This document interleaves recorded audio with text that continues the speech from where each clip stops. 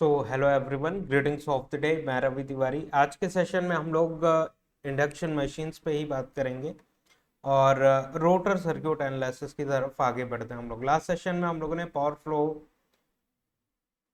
के बारे में एनालाइज किया हुआ था induction motor point of view से। उसी टॉपिक को एक्सटेंड करते हुए हम लोग आज के सेशन में रोटर सर्क्यूट एनालिसिस करते हैं और रोटर सर्क्यूट में बेसिक अंडरस्टैंडिंग क्रिएट करते हैं कि उसके इक्विवेलेंट सर्क्यूटरी कैसे मॉडल करेंगे ऑन पेपर, और ऑन पेपर एनालिसिस कैसे कंटिन्यू करेंगे।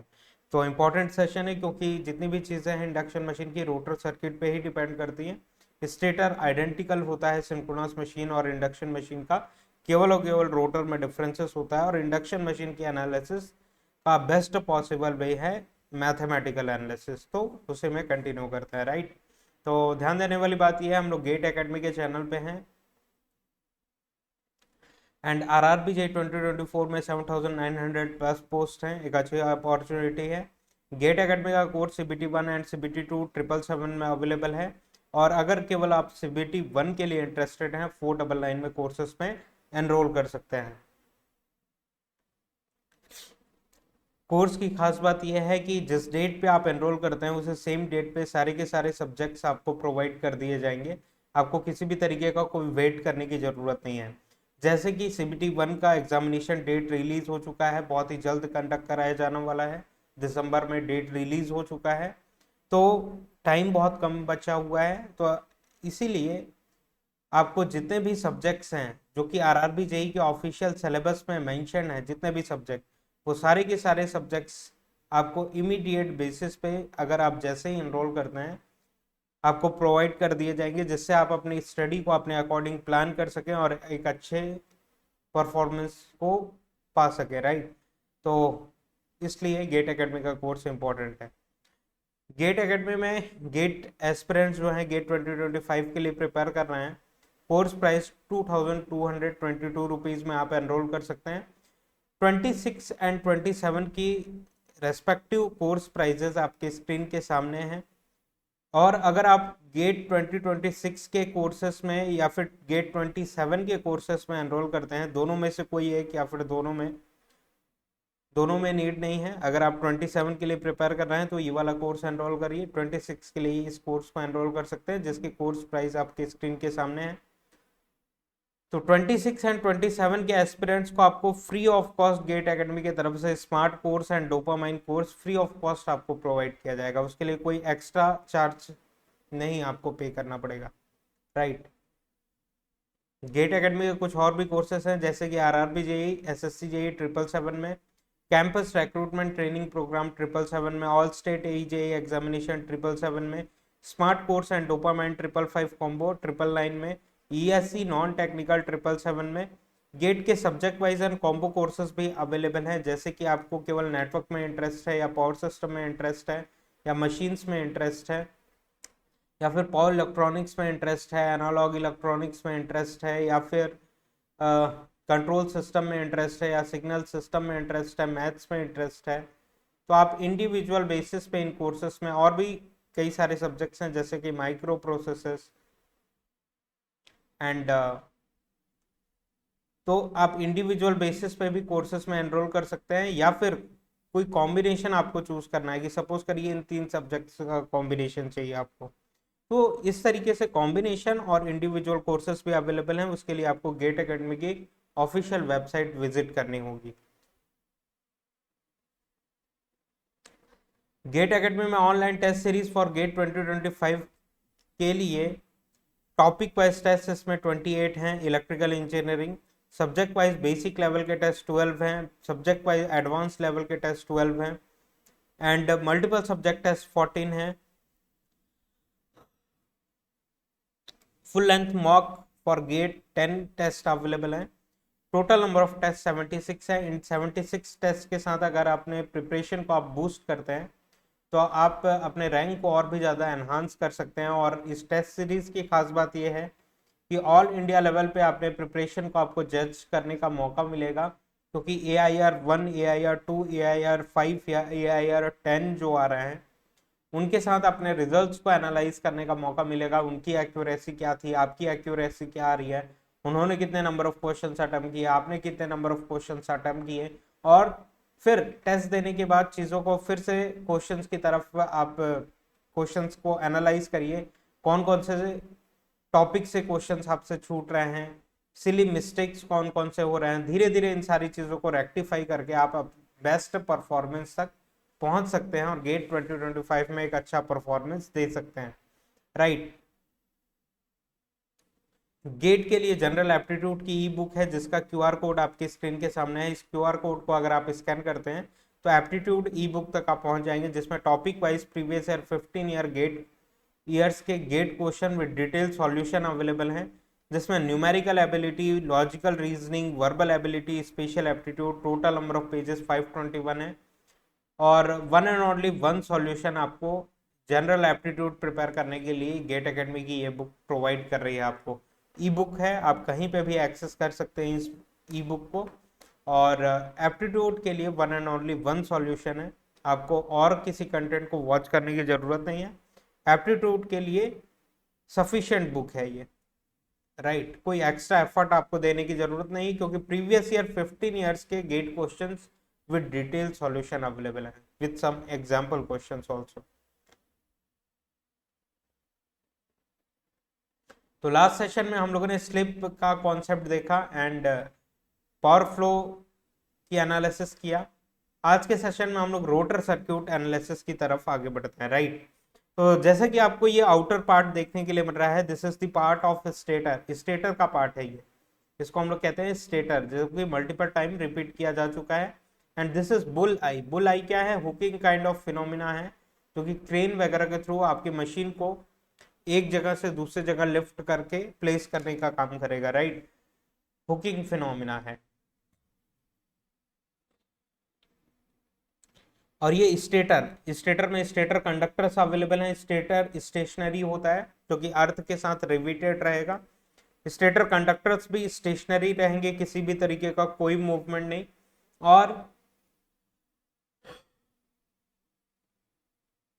सॉरी, ये थ्री फेज के जो कंडक्टर्स हैं, A phase, B phase, C phase के जो कंडक्टर्स हैं, यहां से हम लोगों ने थ्री फेज सोर्स इंजेक्ट किया हुआ है ऑफ, और कह सकते हैं आप three phase supply means of 50 hertz.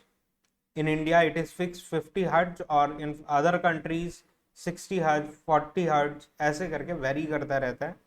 तो 50 हर्ट्ज की फ्रीक्वेंसी आपने फॉर एग्जांपल इंजेक्ट किया। तो जैसा कि आपको मालूम है, तीनों फेसेस में करंट फ्लो करेंगे, A phase, B phase, C phase के करंट फ्लो करेंगे। ये करंट्स कैसे रहते हैं? तीन फेज की करंट कैसे रहती हैं? टाइम में डिस्प्लेस्ड करंट्स रहते हैं। ये टाइम में डिस्प्लेस्ड करंट्स रहते हैं कुछ इस तरीके से, राइट। कि ये ए फेज का करंट, देन बी फेज का current, and then C phase का करंट। इस तरीके से ए फेज का मैक्सिमम यहाँ पे है, फिर कुछ टाइम इंस्टेंट के बाद बी फेज का मैक्सिमम आएगा, फिर कुछ टाइम इंस्टेंट के बाद सी फेज का मैक्सिमम आएगा।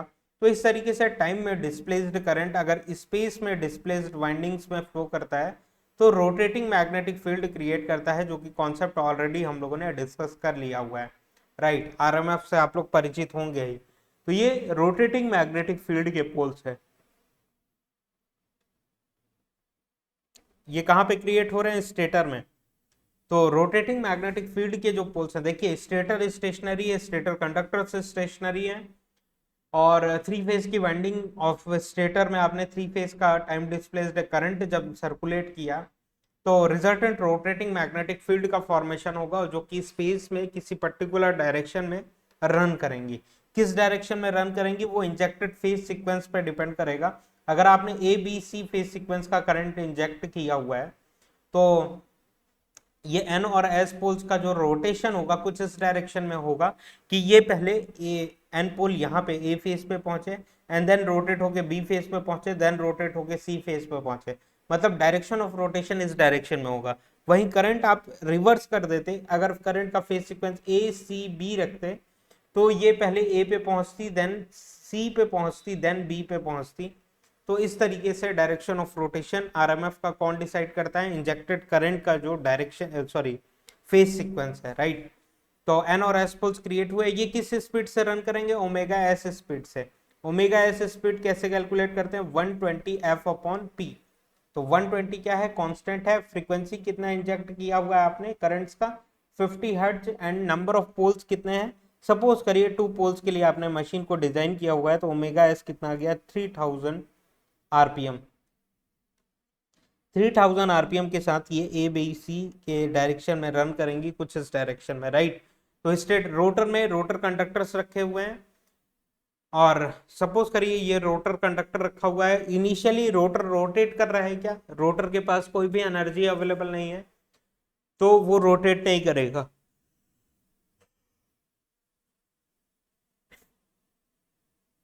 सॉरी, जब आप स्विच ऑन करते हैं अपने सीलिंग फैन का, तो करंट इंजेक्ट होता है स्टेटर में, पहुंचता है, वो रोटेटिंग मैग्नेटिक फील्ड क्रिएट करता है। देन रोटर में इंड्यूस वोल्टेजेस होते हैं, because of Faraday's law of electromagnetic induction के कारण करंट सर्कुलेट होता है। रोटर का खुद का रोटेटिंग मैग्नेटिक फील्ड क्रिएट होता है। रोटर का रोटेटिंग मैग्नेटिक फील्ड स्टेटर के रोटेटिंग मैग्नेटिक फील्ड से जब इंटरैक्ट करता है, तो सम काइंड ऑफ टॉर्क का डेवलपमेंट होता है, और उस इलेक्ट्रोमैग्नेटिक टॉर्क के कारण आपकी मशीन रन करना चालू करती है। जैसे ही आपने स्विच ऑन किया, क्योंकि ये जो प्रोसेस है, ये सारे प्रोसेस होने में सम टाइम कांस्टेंट लगेगा, इमीडिएटली आपका फैन फुल स्पीड पे रन करना नहीं चालू कर देगा। जैसे ही आपने स्विच ऑन किया, some kind of current flow किया, स्टेटर में rotating magnetic field poles create हुए, जो कि स्पेस में रन कर रहे हैं, रोटर कंडक्टर्स को कट करेंगे, रोटर कंडक्टर्स को कट करेंगे, जिसके कारण रोटर कंडक्टर्स में वोल्टेजेस इंड्यूस होगा। और क्योंकि rotor conductor close by its own होते हैं, किसी भी तरीके का क्लोज सर्क्यूटरी प्रोवाइड करने की जरूरत नहीं है, क्योंकि वो ऑटोमेटिकली खुद से ही ओन वे में ही क्लोज रहते हैं, क्लोज बाय इट्स ओन होते हैं। तो इमीडिएटली करंट सर्कुलेट होगा रोटर के कंडक्टर्स में भी, जो कि स्पेस में डिस्प्लेस्ड वाइंडिंग है, करंट सर्कुलेट होगा, टाइम डिस्प्लेस्ड करंट सर्कुलेट होगा। तो ऑब्वियस सी बात है, रोटर में भी रोटेटिंग मैग्नेटिक फील्ड क्रिएट होगा। रोटर की रोटेटिंग मैग्नेटिक फील्ड स्टेटर के साथ इंटरेक्ट करके सम काइंड ऑफ टॉर्क का डेवलपमेंट करेंगी, जिसके कारण आपकी मशीन रन करना चालू करेगी। ये कुछ टाइम कांस्टेंट लेता है। इमीडिएटली वो पहले आप स्विच ऑन करते हैं, तो देखिएगा धीरे धीरे फैन रोटेट करना चालू करता है। इस पीरियड को हम लोग कहते हैं ट्रांजिएंट पीरियड। यह ट्रांजिएंट डाई आउट होने के कारण, होने के बाद, कुछ टाइम कांस्टेंट के बाद ये अपने फुल स्पीड पे रन करना चालू कर देगा। और जो इसकी फुल स्पीड होगी, ये अभी जिस फैन जिस स्पीड से रन कर रहा है, ये इसकी स्टडी स्टेट स्पीड है, फाइनल स्पीड, राइट। तो जैसे कि लास्ट सेशन में हम लोगों ने बात किया हुआ था, slip is equal to synchronous speed और रोटर की एक्चुअल स्पीड, राइट, का differences express as percentage of synchronous speed को हम लोग स्लिप कहते हैं। Slip is equal to omega S, भी आप लिख सकते हैं omega S minus omega S divided by omega S से रिप्रेजेंट कर सकते हैं, राइट। तो सारी चीजें क्लियर है, कोई भी डाउट नहीं है आपको।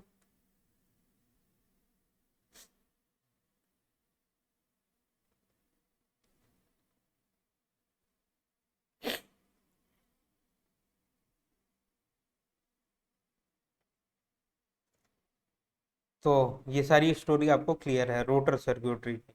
अब इसके इक्विवेलेंट सर्किट हम लोग ड्रॉ करते हैं। ये इस तरीके से इंडक्शन मशीन हम लोगों ने ड्रॉ करके रखा हुआ है, ध्यान देते हैं। ये इस तरीके से इंडक्शन मशीन ड्रॉ करके रखा हुआ है। ये वाला पार्ट जो है वो स्टेटर का पार्ट है, एंड ये छोटा वाला जो पार्ट देखने के लिए मिल रहा है, इसको हम लोग रोटर का पार्ट कह रहे हैं। और स्टेटर की जो सर्क्यूटरी है, जैसे कि ट्रांसफार्मर का इक्विवेलेंट सर्किट हम लोग ड्रॉ करते थे, वोल्टेजेस सप्लाई किया, सोर्स वोल्टेजेस पर फेज की सर्क्यूटरी हम लोगों ने ड्रॉ किया हुआ है। तो रोटर में, सॉरी,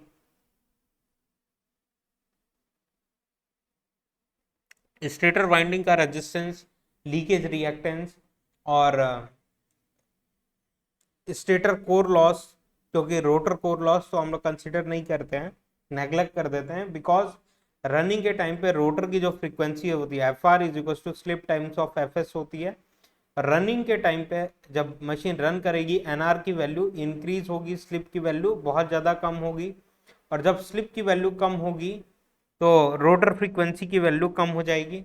इन दोनों का प्रोडक्ट कम हो जाएगा, मतलब ये वाला टर्म भी कम हो जाएगा। और जब रोटर फ्रीक्वेंसी कम होगी, तो आपको पता है कि hysteresis loss is equal to frequency and eddy current losses is directly proportional to frequency square, right. तो फ्रीक्वेंसी रोटर की कम होने के कारण हिस्टेरेसिस लॉस कम होगा, फ्रीक्वेंसी रोटर की कम होने के कारण एडी करंट लॉसेस कम होगा, मतलब कि ओवरऑल आयरन लॉसेस या फिर कोर लॉसेस, जो कि कॉम्बिनेशन होता है hysteresis plus eddy current loss का, हिस्टेरेसिस लॉस कम है, एडी करंट लॉस कम है, तो आयरन लॉस या फिर copper loss, sorry core loss कम होगा। इसीलिए rotor core loss loss is neglected, आपको कंसिडर करने की जरूरत नहीं है। और machine most of the time running time पे ही रहने वाली है ना, रनिंग पीरियड में ही रहने वाली।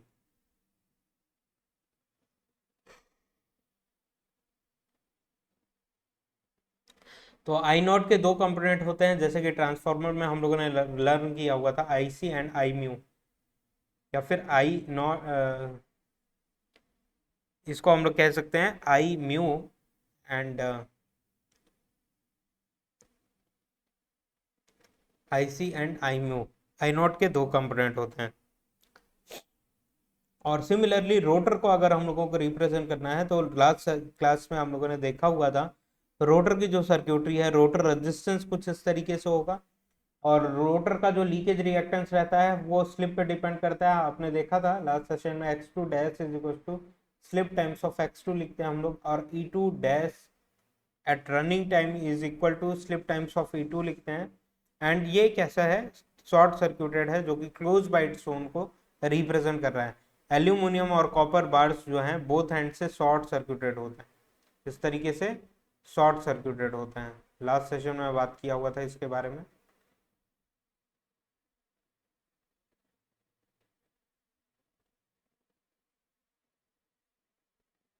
शॉर्ट सर्क्यूटेड होते हैं, राइट। तो फ्रीक्वेंसी डिपेंडेंट सर्क्यूटरी है ये।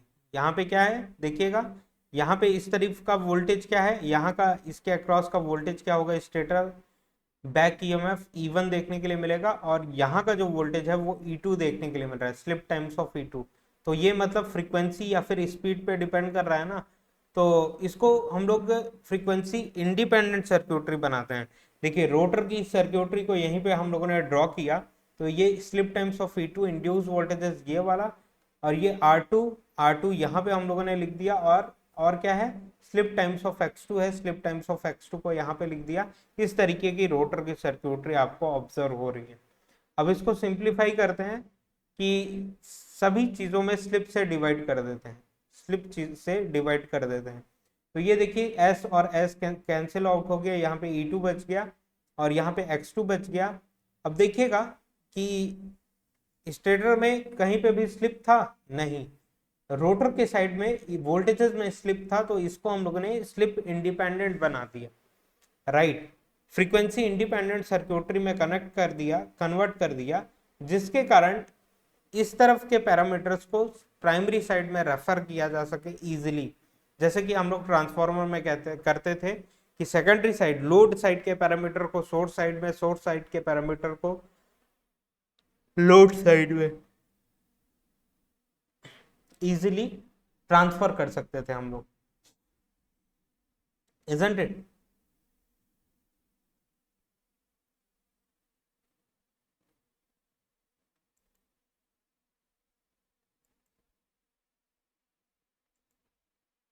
इजीली हम लोग ट्रांसफर कर सकते थे, तो वही चीज हम लोग कर सकते हैं। तो यहाँ पे हम लोगों ने फ्रीक्वेंसी इंडिपेंडेंट सर्क्यूट में इसको कन्वर्ट किया, फ्रीक्वेंसी इंडिपेंडेंट सर्क्यूट।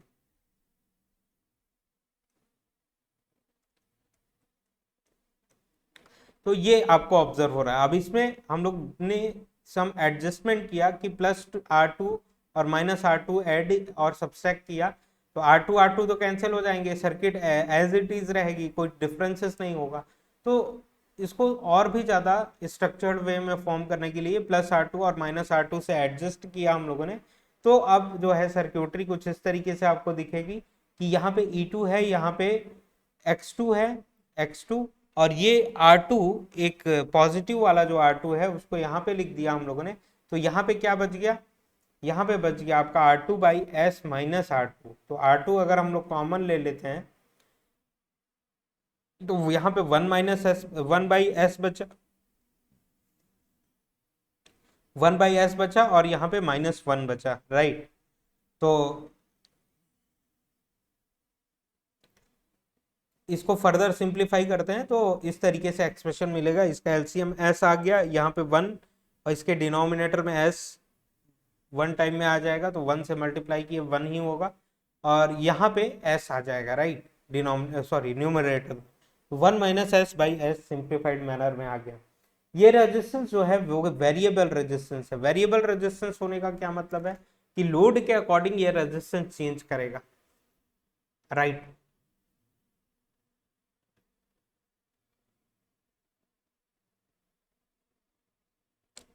कि रोटर के अलग अलग स्पीड पे इस रेजिस्टेंस की वैल्यू अलग अलग आएगी। कि आपने जब फुल लोड कंडीशन में रखा हुआ है तो स्पीड क्या होगी, स्लो डाउन होगी। स्पीड जब स्लो डाउन होगी तो स्लिप की वैल्यू क्या होगी, इंक्रीज करेगी। स्लिप की वैल्यू इंक्रीज करेगी और स्लिप की वैल्यू जब इंक्रीज करेगी तो सम काइंड ऑफ रेजिस्टेंस में भी चेंजेस देखने के लिए मिलेगा, जो कि मैकेनिकल इक्विवेलेंट लोड को रिप्रेजेंट कर रहा है, राइट। इलेक्ट्रिकल इनटू रेजिस्टेंस की मॉडलिंग, रेजिस्टेंस कहाँ पे यूज करते हैं मॉडलिंग करने के लिए इलेक्ट्रिकल सर्क्यूटरी में, कि electrical to any form of non electrical form of energy के फॉर्म में जो चीजें एक फॉर्म ऑफ एनर्जी से दूसरे फॉर्म ऑफ एनर्जी में, electrical to some non electrical form, electrical electrical input दिया इस फैन में, मैकेनिकल आउटपुट देखने के लिए मिल रहा है।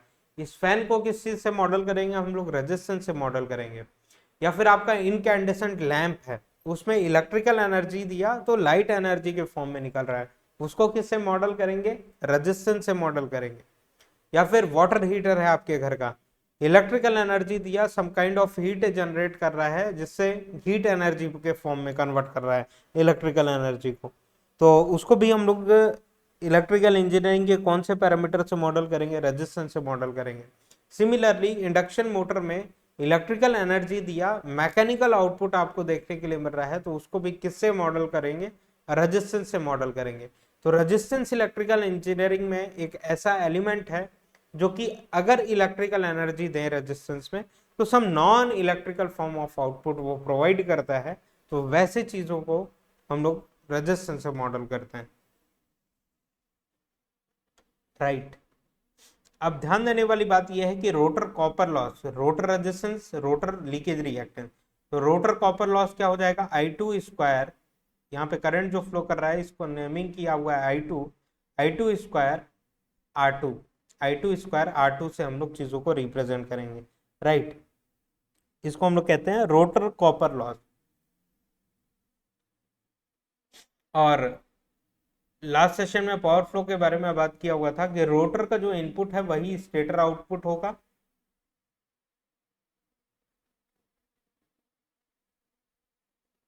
सॉरी स्टेटर का जो आउटपुट है वही रोटर इनपुट होगा और वही एयर गैप पावर होगा, राइट। ये स्टेटर और ये रोटर है, स्टेटर का जो आउटपुट है वही एयर गैप पावर होगा और एयर गैप पावर ही रोटर इनपुट पावर होगा।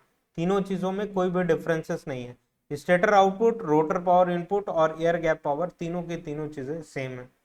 तो इस सर्किट में अगर हम लोगों को लिखना रहे एयर गैप पावर के बारे में, तो एयर गैप पावर कैसे लिखा जा सकता है, या फिर रोटर पावर इनपुट, देखिएगा यहाँ पे R2/S देखने के लिए मिल रहा था, तो इसको हम लोग लिख सकते हैं I2 स्क्वायर R2/S।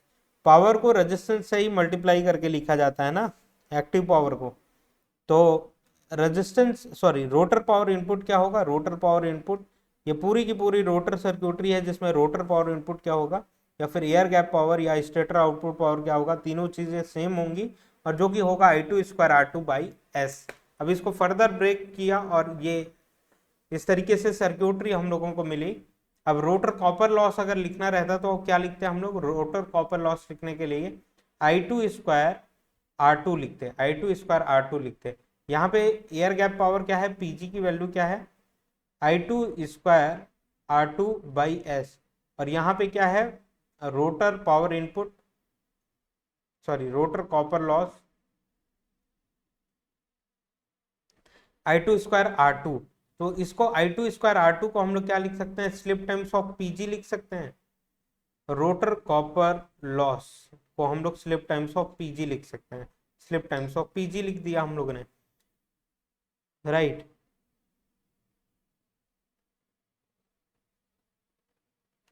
नेक्स्ट,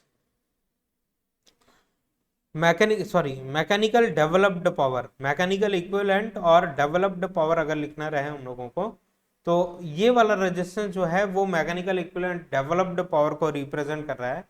तो I2 square R2 1 minus S by S, इस तरीके से लिखा जा सकता है I स्क्वायर R के फॉर्म में। तो I स्क्वायर R किया तो ये एक्सप्रेशन देखने के लिए मिल रहा है।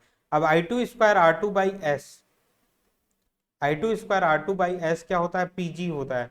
तो I2 square R2 by S, ये इतने चीजों को हम लोगों ने PG लिख दिया, राइट, एयर गैप पावर, और ये 1 माइनस एस यहाँ पे मल्टीप्लाई कर दिया एज इट इज। तो इस तरीके से मैथमेटिकल एक्सप्रेशन आपको देखने के लिए मिल रहा है। मतलब रोटर में जो इनपुट आ रहा है वो स्टेटर आउटपुट आ रहा है, स्टेटर आउटपुट ही एयर गैप पावर होता है, वही रोटर इनपुट पावर होता है, जिसको हम लोग PG के नाम से जानते हैं। तो PG इंजेक्ट किया जिसमें रोटर कॉपर लॉस ही होता है, रोटर कोर लॉस की वैल्यू क्या होती है, नेग्लिजिबल। तो रोटर कॉपर लॉस ही होगा। रोटर कॉपर लॉस क्या होता है, अभी हम लोगों ने देखा, स्लिप टाइम्स ऑफ PG होता है। तो इस पावर में से PG में से slip times of PG minus कर दिया, तो 1 minus S times of PG आ गया, जो कि रोटर आउटपुट को रिप्रेजेंट कर रहा है, या फिर मैकेनिकल इक्विवेलेंट डेवलप्ड पावर को रिप्रेजेंट कर रहा है, या फिर ग्रॉस पावर को रिप्रेजेंट कर रहा है, ग्रॉस पावर को रिप्रेजेंट कर रहा है। देखिए, एक चीज होती है नेट पावर और एक चीज होती है ग्रॉस पावर, तो दोनों अलग अलग चीजें हैं, राइट। तो ये ग्रॉस पावर को रिप्रेजेंट कर रहा है, या फिर मैकेनिकल इक्विवेलेंट डेवलप्ड पावर को रिप्रेजेंट कर रहा है। इसकी अंडरस्टैंडिंग अच्छी खासी होनी चाहिए आपको। एंड देन फर्दर अगर हम लोग बात करते हैं, तो P shaft is equal to P shaft, shaft में जो पावर मिल रहा है, लास्ट क्लास में आपने पावर फ्लो इक्वेशन देखा हुआ है, पावर फ्लो डायग्राम देखा हुआ है, उसमें P शाफ्ट की पहले हम लोगों ने स्टेटर में इनपुट दिया, स्टेटर इनपुट। तो यहाँ पे कौन से तरीके के losses, stator core loss and stator copper loss, deduct होने के बाद क्या मिला आपको, स्टेटर आउटपुट, इसी को हम लोग कह रहे हैं एयर गैप पावर, इसी को हम लोग कह रहे हैं रोटर इनपुट पावर, राइट। और रोटर में जब इनपुट गया तो रोटर कॉपर लॉस आप माइनस कर रहे हैं इसमें, तो रोटर आउटपुट मिलेगा, इसी को हम लोग बोलते हैं, और इसी को हम लोग कहते हैं मैकेनिकल डेवलप्ड पावर, या फिर और ग्रॉस पावर।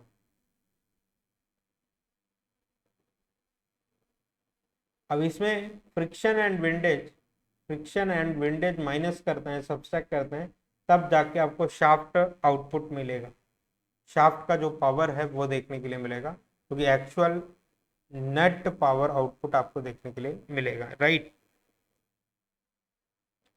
तो देखिएगा, शाफ्ट का जो पावर है, शाफ्ट का जो पावर है, मैकेनिकल डेवलप्ड या फिर डेवलप्ड पावर में से फ्रिक्शन एंड विंडेज माइनस करेंगे आप, तो ये इस पावर में से, इस पावर में से ये जो पावर है रोटर आउटपुट पावर, उसमें से फ्रिक्शन एंड विंडेज डिडक्ट करेंगे, माइनस करेंगे, तब जाके शाफ्ट पावर आपको मिलेगा, तब जाके शाफ्ट पावर आपको मिलेगा।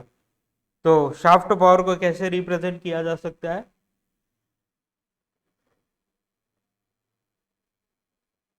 M अपॉन ओमेगा R और मल्टीप्लाइड बाई P शाफ्ट। देखिए, शाफ्ट के रोटर के इस तरफ की जब क्वांटिटीज के बारे में बात करेंगे, तो कौन सी स्पीड कंसीडर करेंगे, NR। रोटर के इस साइड कौन सी स्पीड है, NS है। इस चीज का ध्यान रखिएगा कि रोटर के उस तरफ, शाफ्ट ऑफ के साइड, जब भी एक्सप्रेशन लिखना रहे आप ओमेगा R या फिर NR लिखेंगे, और रोटर के इस साइड मतलब स्टेटर जिस तरफ इन्वॉल्व, वहां के कोई एक्सप्रेशन लिखना रहे, कोई एक्सप्रेशन मैथमेटिकल एक्सप्रेशन लिखना रहे, तो आप ओमेगा एस या फिर एन एस से रिप्रेजेंट करेंगे। तो T shaft is equal to M upon omega R multiplied with P shaft लिखा जा सकता है। इस तरीके से चीजों को एक्सप्रेस किया जा सकता है। अब एफिशिएंसी ऑफ रोटर के बारे में बात कर लें। Efficiency of rotor, power input to the rotor is PG, power input to the rotor is PG, air gap power या फिर स्टेटर आउटपुट पावर। अब रोटर आउटपुट पावर क्या है? Rotor output power 1 minus S times of PG. अभी हम लोगों ने देखा ना कि पीजी इनपुट आ रहा है और slip times of PG rotor copper loss में चला गया, तो PG minus slip times of PG मतलब 1 minus S times of PG. ये कौन सा पावर है? ये रोटर आउटपुट पावर है या फिर मैकेनिकल इक्विवेलेंट डेवलप्ड पावर है, मैकेनिकल इक्विवेलेंट डेवलप्ड पावर है। तो ये रोटर आउटपुट पावर को रिप्रेजेंट कर रहा है। अब एफिशिएंसी ऑफ रोटर लिखना रहे तो रोटर आउटपुट भी पता चल गया, रोटर इनपुट भी पता चल गया, दोनों का रेशियो ले लेते हैं, output upon input, output upon input. तो आउटपुट में क्या है? 1 minus S times of PG है और डिनोमिनेटर में इनपुट पावर जो कि पीजी है, तो दोनों सिंप्लीफाइड होके 1 माइनस एस आएगा। मतलब कि रोटर की जो एफिशिएंसी होती है वो 1 माइनस एस टाइम्स होती है, 1 माइनस एस टाइम्स होती है, राइट।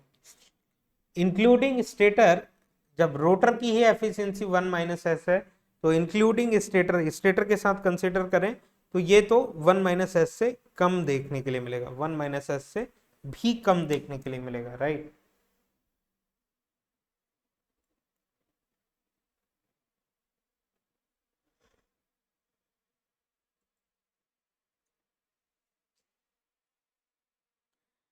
अब बात करते हैं हम लोग शाफ्ट पावर के बारे में। तो टॉर्क ऑफ शाफ्ट लिखना है जब, तो एम शाफ्ट के तरफ कौन सा स्पीड इन्वॉल्व है? Omega R, M upon omega R. और पी शाफ्ट, शाफ्ट पावर क्या है? ऐसे हम लोग रिप्रेजेंट कर सकते हैं, right.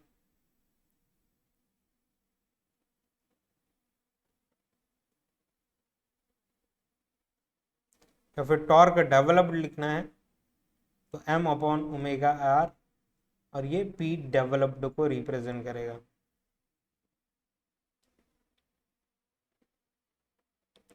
Torque developed, torque generated और इलेक्ट्रोमैग्नेटिक टॉर्क अगर लिखना रहे तो एम पावर डेवलप्ड कितना होता है? 1 minus S times of P G, जो कि अभी हम लोगों ने देखा, डिवाइडेड बाई ओमेगा आर की value 1 minus S times of omega S.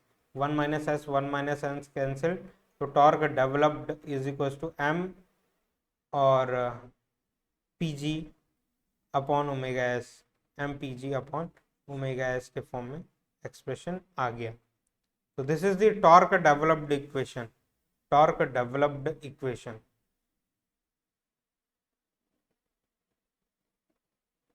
Right.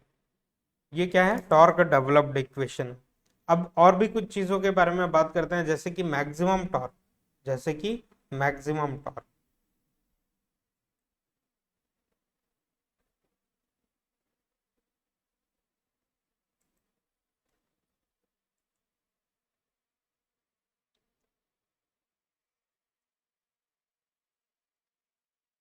जैसे कि मैक्सिमम टॉर्क,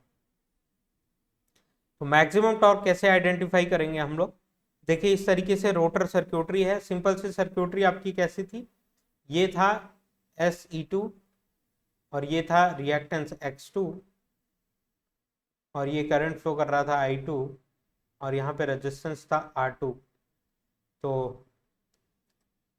रोटर इनपुट या फिर स्टेटर आउटपुट या फिर air gap power is equal to I2 square, इसको हम लोगों ने स्लिप इंडिपेंडेंट बनाया तो S cancel R2 by S हो गया, क्योंकि वेरिएबल रेजिस्टेंस है। I2 square R2 by S के फॉर्म में लिख रहे थे हम चीज़ों को, और जहाँ पे R2 में प्लस R2 और माइनस R2 ऐड कर दें तो रोटर कॉपर लॉस वगैरह निकल के चला आएगा, जो कि प्रीवियसली हम लोगों ने किया हुआ है। मैक्सिमम टॉर्क, ये इस तरीके से सर्किट थी हमारी जो कि मॉडिफाइड सर्क्यूटरी थी। At maximum torque air gap power क्या होगा, मैक्सिमम होगा, क्योंकि torque, sorry,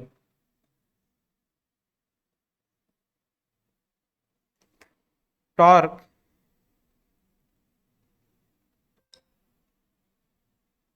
P upon omega, तो पावर इज इक्वल टू क्या आ जाएगा, T मल्टीप्लाइड विथ ओमेगा, तो power is directly proportional to torque. तो at maximum torque air gap power भी क्या होगा, मैक्सिमम होगा, और maximum torque air gap power भी क्या होगा, मैक्सिमम होगा, तभी तो टॉर्क भी मैक्सिमम होगा ना, एयर गैप पावर क्या होगा, मैक्सिमम होगा, तभी तो मैक्सिमम टॉर्क डेवलप कर पाएगी मशीन, कौन सी, electromagnetic torque.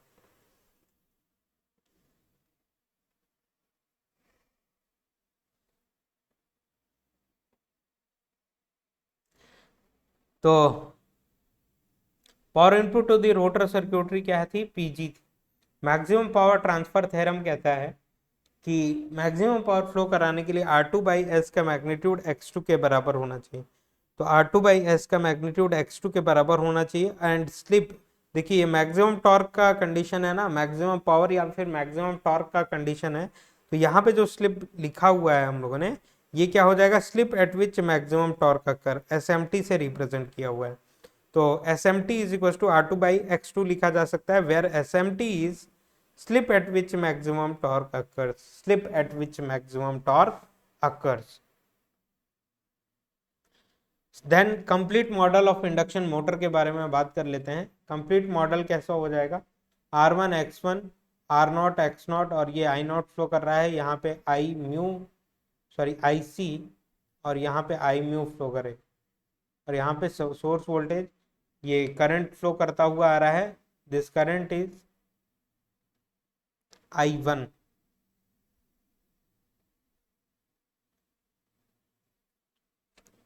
And then rotor की जो सर्किट है, वो रोटर रेजिस्टेंस यहाँ पे है, रोटर रिएक्टेंस SX2 यहाँ पे है, रोटर इंड्यूस वोल्टेजेस SE2 यहाँ पे है, ये शॉर्ट सर्क्यूटेड है। फ्रीक्वेंसी डिपेंडेंट रोटर सर्क्यूटरी, ये कैसी है, स्लिप इंडिकेटेड है ना यहाँ, फ्रीक्वेंसी डिपेंडेंट है ये वोल्टेजेस में, क्योंकि स्लिप देखने के लिए मिल रहा है जो कि स्पीड पे डिपेंड करेगा, तो इसको स्लिप इंडिपेंडेंट अगर हम लोग बनाने की कोशिश करें तो एस एस एस से हर जगह पे अगर डिवाइड कर देते हैं तो S/S कैंसिल, S/S कैंसिल, मतलब यहाँ पे E2 बचा, यहाँ पे X2 बचा, एंड ये वाला R2 को हम लोगों ने यहाँ पे लिख दिया, R2/S हो जाएगा, R2/S हो जाएगा, तो फ्रीक्वेंसी इंडिपेंडेंट रोटर सर्क्यूटरी में कन्वर्ट हो गया ये, ठीक है। तो कंप्लीट मॉडल कुछ इस तरीके से ड्रॉ किया जा सकता है। अब पैरामीटर रेफर वगैरह करने की जो बात है, जैसे कि ट्रांसफार्मर में परफॉर्म करते थे हम लोग, कि यहाँ से हम लोगों ने सोर्स दिया, यहाँ पे वाइंडिंग रेजिस्टेंस R1 देखने के लिए मिल रहा है, वाइंडिंग लीकेज रिएक्टेंस स्टेटर का X1 देखने के लिए मिल रहा है, and core loss and magnetizing current component जब फ्लो करेगा I mu and I W या फिर IC आप कह सकते हैं, वर्किंग कंपोनेंट या फिर लॉस कंपोनेंट या वॉट कंपोनेंट, तो ये R0 यहाँ पे देखने के लिए है, X0 यहाँ पे देखने के लिए मिल रहा है, and this is E2 dash, मतलब कि रिफ्लेक्टेड टू प्राइमरी साइड और स्टेटर साइड, और ये I2 डैश, ये X2 डैश, ये R2/S dash whole dash, right. तो E1 को क्या लिखा जा सकता है, देखिएगा स्टेटर की जो वाइंडिंग है कैसी है, डिस्ट्रीब्यूटेड वाइंडिंग है, A phase, B phase, C phase की वाइंडिंग है, राइट। ये कैसी है, short pitched and distributed winding है, as identical as synchronous machine stator, right. तो जिसका वोल्टेजेस एक्सप्रेशन हम लोगों ने देखा हुआ था, √2πf∅NSC/kpkd, राइट, उसी को इस तरीके से चेंज किया। E2 क्या होगा, E2 की वैल्यू क्या होगी, ये भी तो चेंज होके जा रहा है, मतलब रिफ्लेक्ट होके जा रहा है, तो √2πf∅NSC/kp2kd2 ऐसा लिख दिया है, राइट। तो रोटर के जो शॉर्ट पिचिंग है और डिस्ट्रीब्यूशन है वो वाइंडिंग फैक्टर KW से रिप्रेजेंट हो रहा है, तो इसको अगर हम लोग सिंप्लीफाइड मैनर में लिखें, ये सारी चीजें कैंसिल, क्या क्या बच गया उसको लिखने पे ऐसा देखने के लिए मिल रहा है, तो E1/E2 is equal to N1/N2 is multiplied with KW1, ये वाला जो इन दोनों का प्रोडक्ट KW है, KW1 और KW2 का एक रेशियो हो जाएगा, एक ब्रैकेट में क्लोज देखने के लिए मिल रहा है, जो कि इफेक्टिव टर्न्स रेशियो को रिप्रेजेंट कर रहा है। इसके हेल्प से एक साइड के पैरामीटर्स को दूसरे साइड में हम लोग इजीली रेफर कर सकते हैं और मैथमेटिकल एनालिसिस जो भी है वो परफॉर्म कर सकते हैं। तो ये थी overall rotor circuit analysis. Next session में अगेन हम लोग किसी ब्यूटीफुल कॉन्सेप्ट के साथ अगेन बात करेंगे, राइट। तो तब तक के लिए धन्यवाद, अच्छे से प्रिपेयर करिए और आरआरबी जेईई 2024 में एक अच्छा परफॉर्मेंस दीजिए।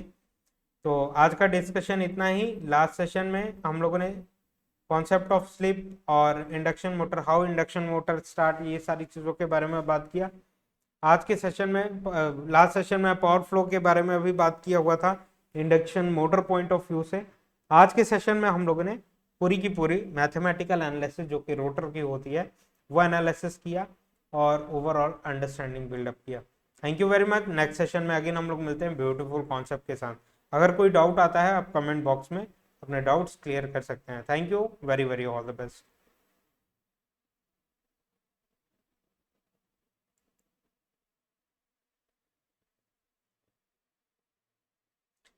और सीबीटी 1 के लिए, आरआरबी के लिए गेट एकेडमी ने आरआरबी जेई के लिए नेविगेटर बुक लॉन्च किया हुआ है, जो कि ई बुक है, आप कहीं से भी एक्सेस कर सकते हैं। बहुत ही ज़्यादा ब्यूटीफुल बुक है। प्रीवियस ईयर क्वेश्चंस के क्वेश्चन पेपर जितने भी थे वो सारे के सारे सॉल्यूशन उसमें हैं विद एक्स्ट्रा प्रैक्टिस प्रॉब्लम्स। वो बुक जरूर परचेस करिए और अपने स्टडी को और भी ज़्यादा ब्यूटीफुल बनाइए। Thank you very much, very very all the best.